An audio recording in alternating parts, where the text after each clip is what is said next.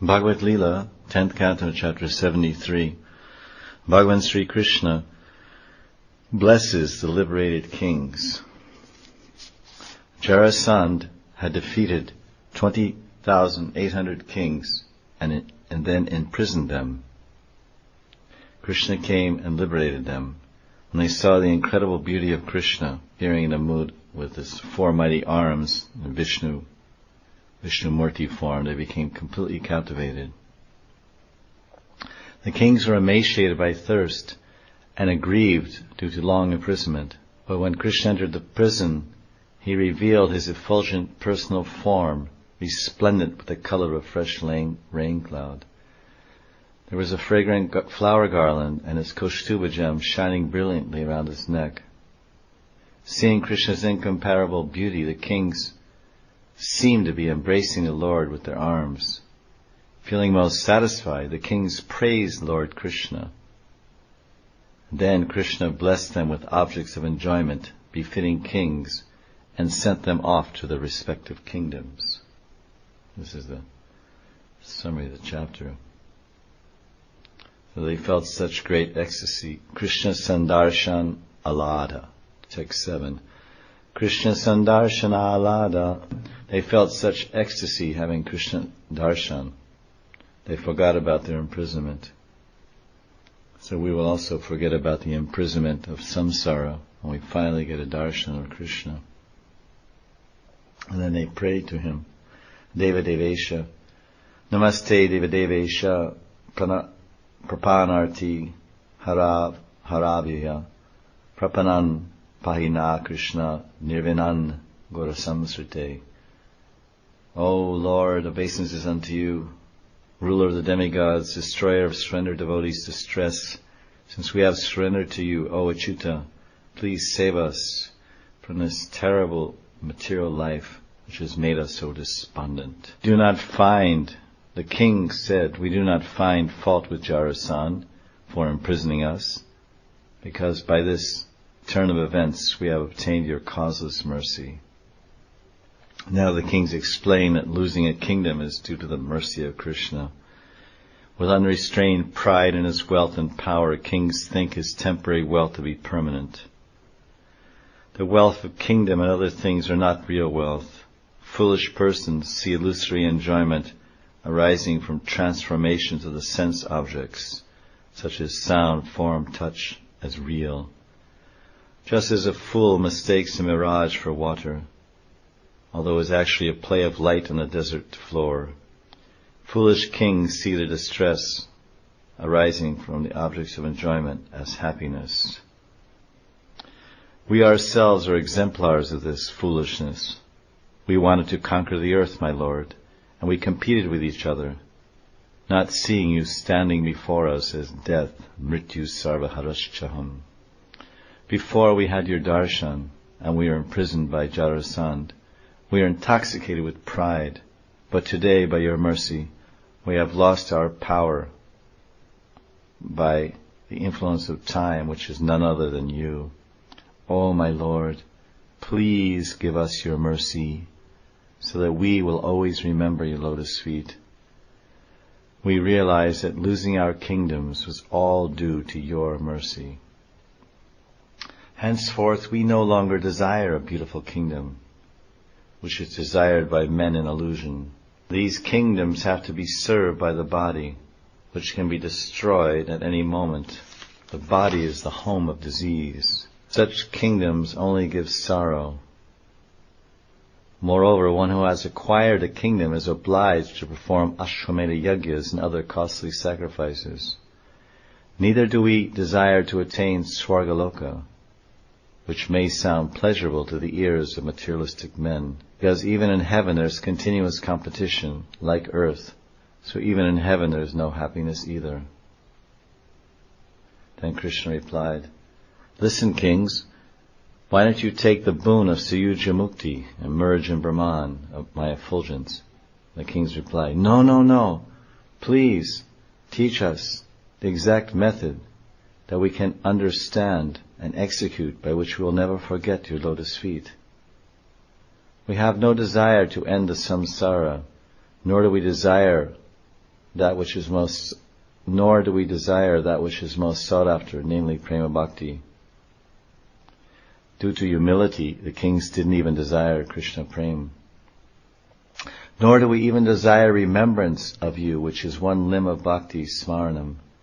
We only desire the means for such remembrance. The kings did not say, please give it to us, dehi, but they said samadhisha, which means please instruct us, which shows that the kings were exhibiting the highest degree of qualities like humility, sense control, and freedom from material desire, which are necessary qualifications for bhakti. The kings fell down and offered dandavats at the feet of Krishna. Then they engaged in Nam Sankirtan, Krishnaya Vasudevaya Hare Govindaya, while begging the Lord to mercifully teach them, even though they're unqualified. The kings sang. We repeatedly offer our obeisances to Vasudeva Krishna, the Adi Purush, who appeared from his father Vasudeva, out of compassion for all of us living entities. We offer our obeisances to Hari, who delivers even the demons from the suffering of the material world. And we offer obeisances to the Paramatma, who appears as a super soul for devotees in Shantaras, and as a source of supreme prema for devotees in Dasiras. He appears as the destroyer of the miseries, Klesha Nashaya, which create obstacles to bhakti for the sadhaka bhaktas.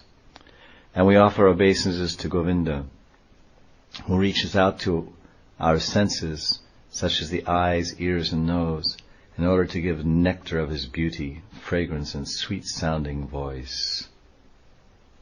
The kings were glorifying the Lord. Now they are free from bondage. And Krishna replies to them, O kings, O rulers and nourishers of the earth, since you revealed your true nature as my devotees in your statement, therefore you will nourish the earth by spreading upon it the nectar of bhakti sarana. I promise that just as you desired, your devotion will become very fixed. I will instruct, and you will understand, practice, and then attain firm remembrance of me. Prema bhakti, dhrita bhaktir, will gradually appear from such uninterrupted remembrance of me. At the present time you will attain steadiness in practice, sadhana, and quickly attain the goal, sadhya. From today on, you will experience ever-fresh spiritual realizations. Kings, you are very fortunate to have the resolve that Krishna Bhakti alone should be performed. Most worldly kings, unlike you, are mad after sense enjoyment and bound by Maya. From wealth comes the concept of power. From power comes intoxication. And from intoxication comes madness. Shri Aishvarya Mada. Many kings have fallen from their positions due to the intoxication of wealth. You should observe the customs of ordinary society in accordance with my order. You should spend your time producing sons, tolerating happiness and distress, and encountering birth and death. Be detached from the body and everything connected to it. Remain self-satisfied and steadfastly keep your vows while concentrating your minds on me fully. In this way you will ultimately attain me, the supreme absolute truth. After instructing the kings with his shiksha, Krishna Upadesh, Krishna engaged some male and female servants in bathing and grooming the kings. Men and women were rubbing oil on the king's bodies and bathing them and offering other services. And then King Sahadev honored them with clothing and jewelry and garlands, all suitable for royalty. And then Krishna fed them wonderful food, presented them betel nuts, and honored the kings. Worshipped and honored by Lord Mukunda, they were freed from their disturbance. The kings shone brightly. They were relieved of their distress, and they appeared resplendent like the moon and other planets. Krishna sat the kings on chariots and sent them off to their kingdoms. Liberated from all difficulty by the mercy of Krishna, the kings departed, and they remained wrapped in thoughts only of Krishna. Jagatpate. After returning to their kingdoms, the kings diligently carried out Krishna's order. Having arranged for Bhimasen to kill Jarasandh, Lord Kesho accepted worship from King Sahadev and then departed with the two sons of Pritha. Upon arriving in Indraprastha, the victorious heroes blew their conch shells, bringing joy to their well-wishing friends and sorrow to their enemies. Bhima, Arjuna, and Janardhan Sri Krishna offered their respects to King Yudhisthira and informed him fully about what they had done. Upon hearing their account of the great favor Lord Keshava had mercifully shown to him, King Yudhisthira Dharmaraj shed tears of ecstasy. He felt such love that he could not say anything.